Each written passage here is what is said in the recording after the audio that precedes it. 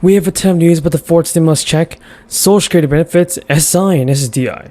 Here's everything that I want you guys to know. Americans can expect to receive a letter from the IRS very soon on future relief checks. New details have also been released on tax credits and monthly stimulus payments. Over 1 million low-income households have currently qualified for a one-time $500 relief check, and taxpayers should expect their mail for some good news soon.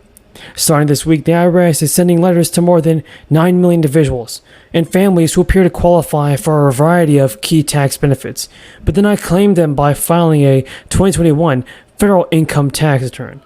Many in this group may be eligible to claim some or all of the 2021 recovery rebate credit, the child tax credit, and the earned income tax credit, and other tax credits as well.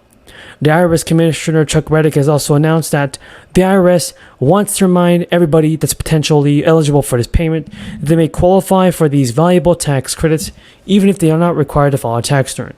They may still qualify for several important credits. We don't want to overlook these tax credits, and the letters will remind people of their potential eligibility. Until people claim these benefits without charge, the free file tool is going to remain open for an extra month this year. Until November 17th, that is. The tool enables people whose incomes are $73,000 or less to file a return online for free.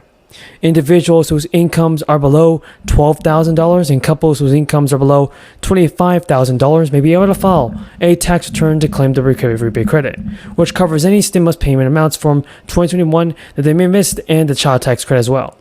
In an effort to help families fight inflation, the New York governor has also announced last month that people in New York will receive an average payment of $270 through the state tax credit program. As part of the 2022-2023 New York State budget, New York taxpayers could receive a check for two different payments under the Empire State Child Credit and the Earned Income Credit. And while the payments will come out as a relief for many, most of the state's nearly 20 million residents are eligible. Around 1.75 million low-income New Yorkers and families are eligible for payments. This program will actually put money back into the pockets of nearly 2 million New York families struggling to make ends meet in the face of the crisis.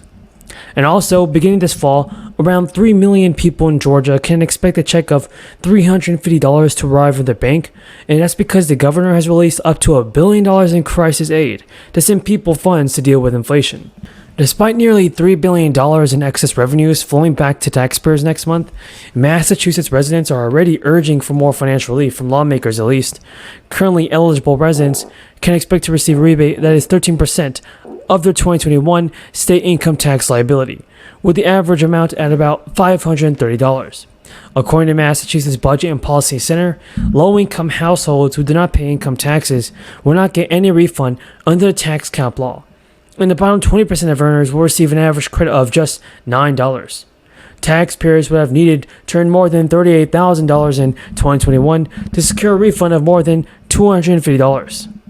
In the final hours of formal sessions this summer, lawmakers have abandoned their plan to deliver $1 billion in tax relief to residents, including one-time $250 stimulus checks to middle-income households. That comes as they contended with affordability concerns. So folks, do you think that President Biden can send out more stimulus checks before it gets too late? Because I believe he needs to do it. Is ribbon cutting possible? As Senator Newman pointed out, this has been a 6-year journey to locate anew at this site some 48 different CBOs, all coordinating in a collaborative fashion, the likes of which you rarely see as it relates to homeless delivery in this state, and for that matter, even across this nation. Mr. Mayor, thank you for your kind words. Thank you for your leadership. Thank you for your incredible support of CareCorp, which I'll talk a little bit more about in a moment. Chief, thank you for your leadership, but also your stewardship, for your faith and devotion to the cause that unites us here as well, and changing the conversation, changing the paradigm of engagement. That's what community policing is all about. That's what community building is all about. That's what public safety is all about. And I'm very grateful for your leadership.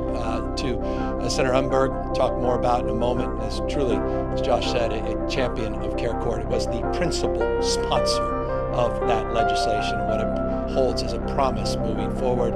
And of course, Assemblywoman Sherry Quicksilver, who we just did another event, who consistently is delivering for the region. Folks, what do you think about President Biden and the fourth stimulus check? Tell me in the comments down below. Fortunately, at this point, the backlog is still crushing the IRS, its employees, and most importantly, taxpayers. And that the backlog continues to grow is deeply concerning, primarily because millions of taxpayers have been waiting months or even more to receive the refund. While more than 90% of taxpayers filed returns electronically last year, roughly 17 million people sent the paper filings. The agency is processing more returns compared to a year ago, and it continues to make substantial progress on the backlog. But the agency in March shared plans to hire 10,000 workers, starting with 5,000 new employees. Now, new changes will be made, everybody, to President Biden's economic agenda. Lawmakers are finally addressing the rising inflation rates. Democrats are trying to find a new way to send out more financial aid to Americans, and recurring stimulus checks may be passed. Nancy Pelosi said today that Democratic leaders will gauge the party's support for President Biden's proposed gas tax holiday, but stop short of endorsing the idea. This is suggesting a rare break between the speaker and her White House ally on an issue that's threatening Democrats' prospects at the polls in November. Speaker Pelosi said in a statement, "We will see where the consensus lies on a path forward for the president's proposal in the House and the Senate, building on the strong bills to lower prices at the pump already passed by House Democrats, including the Consumer Price Gouging Prevention Act and the Lower Food and Fuel Cost Act." The statement represents an enthusiastic response from a Democratic leader who is typically supportive of the president's agenda and reflects the concerns of a number of Democrats on Capitol Hill that suspending the federal gas tax simply won't show up as a significant savings at the pump. Democratic Representative Neal, chairman of the House Ways and Means Committee, told reporters the challenge on the gas tax is the savings really going to flow to the consumer, or is it going to be pocketed by the oil companies? And those are legitimate questions. Pelosi's legislative references were to a pair of bills designed to reduce gas prices, one by curbing price gouging and the other by promoting homegrown biofuels. Both have passed through the House this week, but still need to move to the Senate. Democratic leaders, everybody, had pursued those proposals in lieu of gas tax holidays, which Pelosi had rejected. At the time, she said there was simply no guarantee that the savings would pass along to consumers. The same concern is surfacing this week among other leading Democrats who had been long leery that a suspension of the federal gas tax, which has stood at 18 cents a gallon for decades, would translate into lower prices at the pump. Representative Neal stated, "We've got to figure it out again. Who gets the money?" And all of a sudden, it's a tiny savings for the consumer and big savings for the oil companies. It doesn't accomplish the goal that we want to see. What the administration idea is, and then we'll figure out how to react from there. In promoting a gas tax holiday, Biden said it would help struggling families through their bustling summer travel season.